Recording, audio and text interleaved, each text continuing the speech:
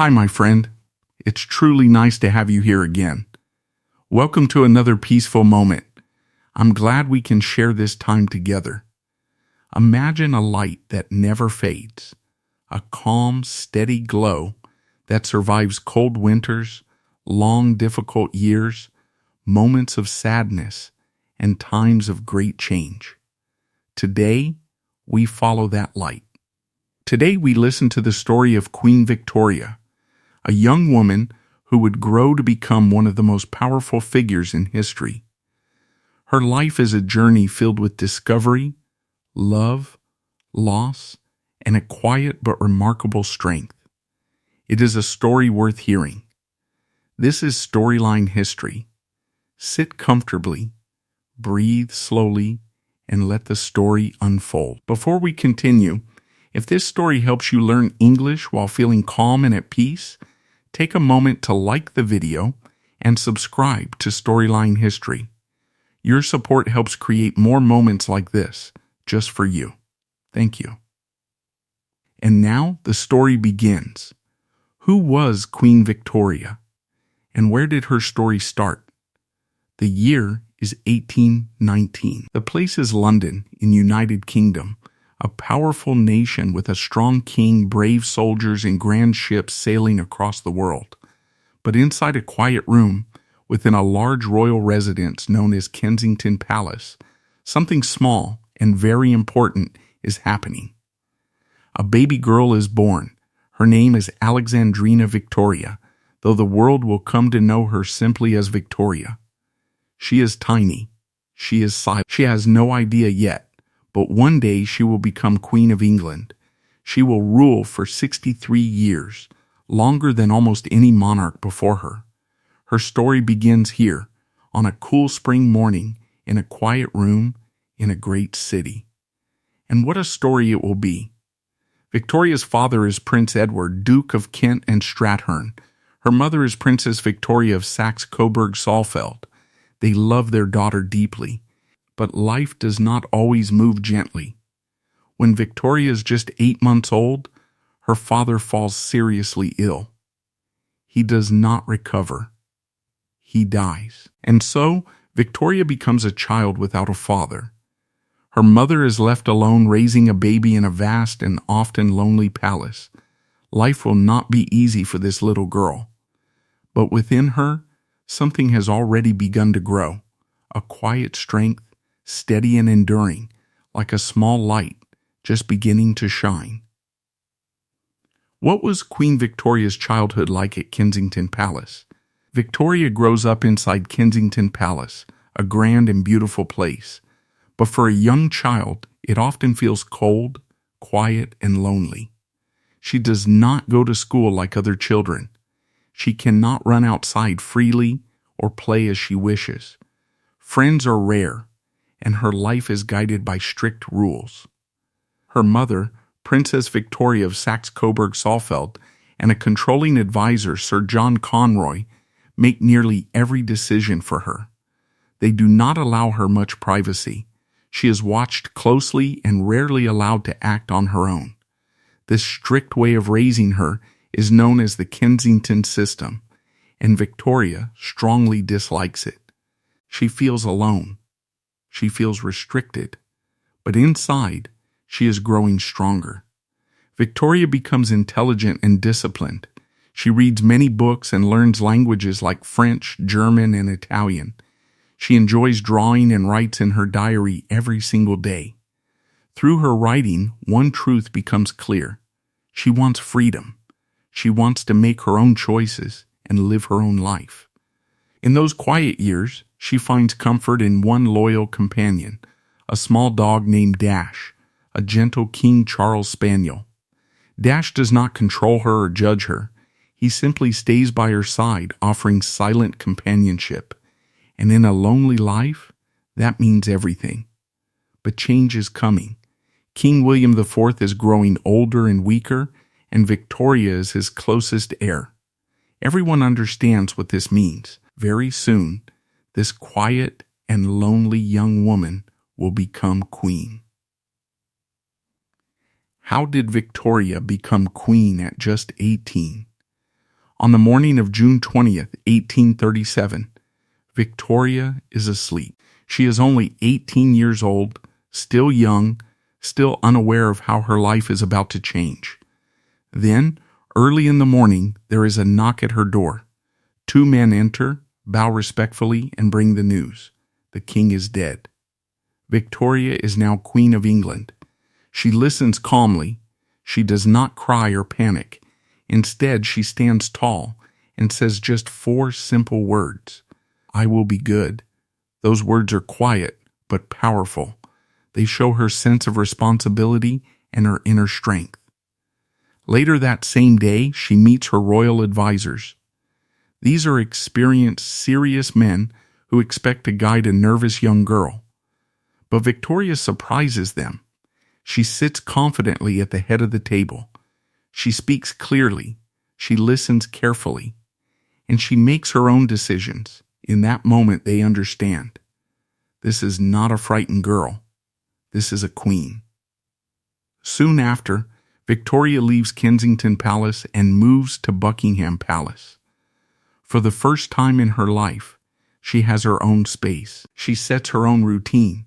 She begins to feel something new. Freedom. The Kensington system is over. A new chapter has begun. And the world watches as this young queen takes her first steps into history. Who was Prince Albert of Saxe-Coburg in Gotha, and why did he matter so much to Queen Victoria? A queen needs many things: wisdom, strength, and trusted advisors. But Victoria needed something more personal. She needed someone who truly understood her, someone who could stand quietly beside her. In 1839, a young man arrived at the palace. His name was Prince Albert.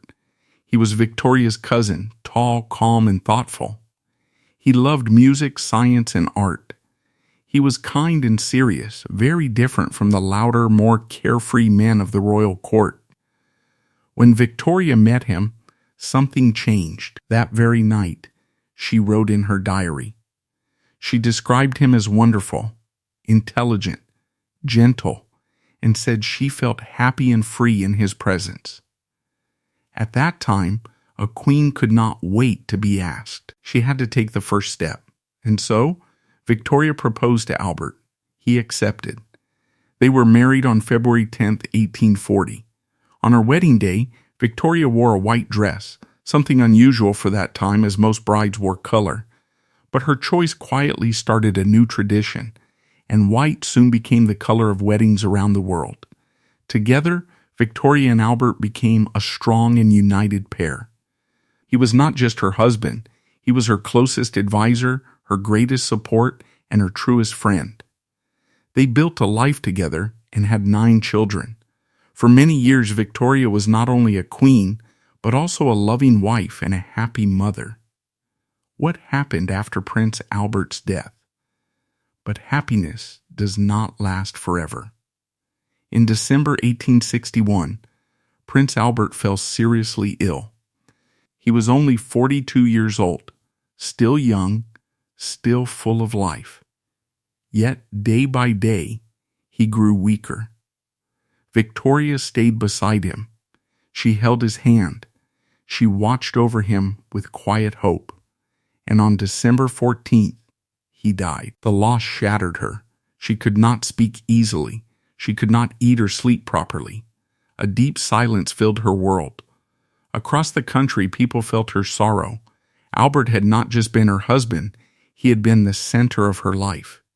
Without him, everything felt cold and empty. For many years, Victoria wore only black. She kept his memory alive in every corner of the palace. His photographs surrounded her. She even had his clothes prepared each morning, as if he were still there. People began to call her the Widow of Windsor. Some wondered if their queen would ever recover from such grief. But time moves quietly forward. And slowly, Victoria began to return. She still had a country to lead. She still had children who needed her. There was still work left to do. She never forgot Albert, not for a single moment. But she learned to carry his memory with her, gently, like something precious. And she continued. step by step, day by day. Perhaps this was her greatest strength, not her crown, not her power, but her ability to keep going. Why did the Victorian era change world history? Queen Victoria ruled England for 63 years. That long period of rule is called a reign. And during her reign, Britain became stronger, richer, and more powerful than ever before. This time in history is known as the Victorian Era, a period filled with invention, discovery, and powerful change. During her lifetime, the world transformed quickly. People saw the rise of railways, the invention of the telephone, and the glow of electric light for the very first time. These changes did not just improve daily life, they reshaped how people lived, worked, and connected with each other. The British Empire also expanded across continents, reaching places far beyond Europe. In 1876, Victoria was given a new title, Empress of India, marking the height of Britain's global influence. Her family connections spread across royal houses in Europe.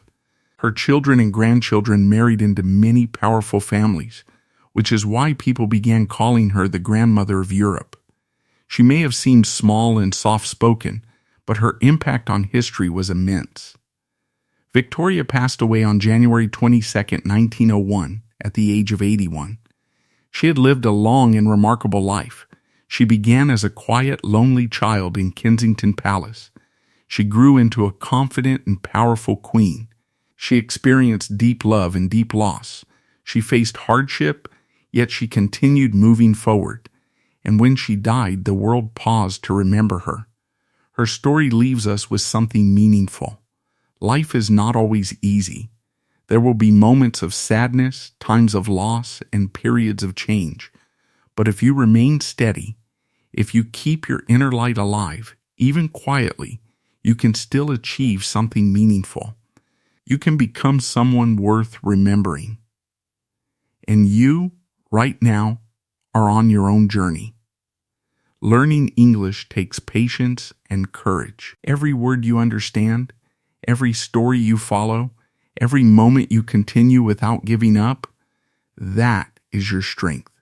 That is your light. So keep going, my friend. Keep that light burning. Thank you for being here today. If this story brought you peace or helped you learn, feel free to share your thoughts. Tell me what you felt. Tell me what you learned. And if you would like more stories like this, subscribe to Storyline History. There will always be another story waiting for you, a new journey, and another quiet moment of peace. I'll see you next time. Until then, keep listening, keep learning, and keep growing.